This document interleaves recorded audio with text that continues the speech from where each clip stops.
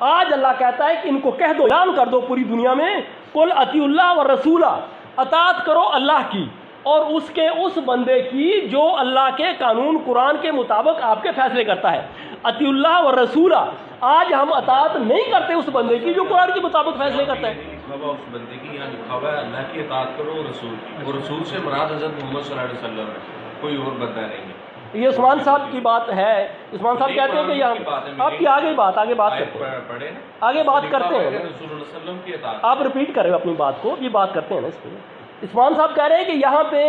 محمد مراد ہے، صرف محمد صلی اللہ علیہ وسلم۔ اللہ تعالیٰ کے قرآن کو کوئی تبدیل کر دے، اس میں ترمیم کر دے تو وہ پھر غلط کرے گا۔ اللہ تعالیٰ نے یہاں پہ محمد صلی اللہ علیہ وسلم کا نام نہیں لیا، رسول ہے،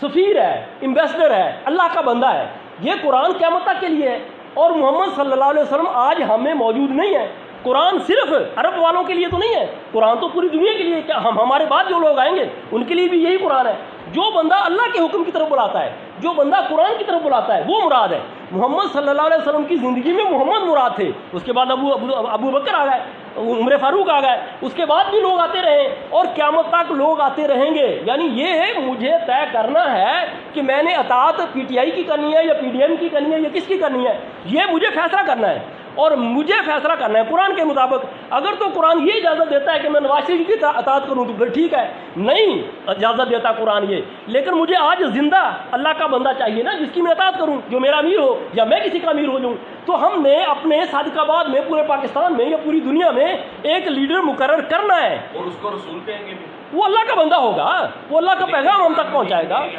تو کل اطیعوا اللہ، تو اللہ تعالیٰ کہتا ہے، آپ نے بات کر دی عثمان صاحب، ابھی آپ ٹھیک ہو گیا، اس پہ پھر بات کر لیں گے، ابھی آپ کام روک رہے ہو، آپ کرنے نہیں دے رہے ہو ہمیں، ہو گیا نا آپ نے۔ قل اطیعوا اللہ والرسول، اطاعت کرو اللہ کی اور اس بندے کی، آج زندہ اللہ کا بندہ جو قرآن کے مطابق آپ کے فیصلے کرے، اس کی اطاعت کرو، یہ حکم ہے مجھے۔ اگر یہ حکم نہیں ہے تو پھر ہم شہباز شریف کی اطاعت کریں، ٹھیک ہے، پھر ہم بلاول کی اطاعت کریں، ٹھیک ہے، پھر ہم کسی پیر کی فضل الرحمان کی اطاعت کرتے ہیں، پھر فضل الرحمان ٹھیک ہے، نہیں ٹھیک ہے۔ آج مجھے اس بندے کی اطاعت کرنی ہے جو قرآن کے مطابق میرے فیصلے کرے، وہ اللہ کا بندہ ہوگا، وہ اللہ کا سفیر ہوگا، وہ اللہ کا ایمبیسڈر ہوگا۔ قل اطیعوا اللہ والرسول، اور دیکھیں ہمارے حکمران جیسے وزیر اعظم اور بلاول وزیر خارجہ باہر گئے ہوئے ہیں، اگر یہ اللہ کے بندے ہوتے تو اللہ کے سفیر تھے، یہ اللہ کے رسول تھے،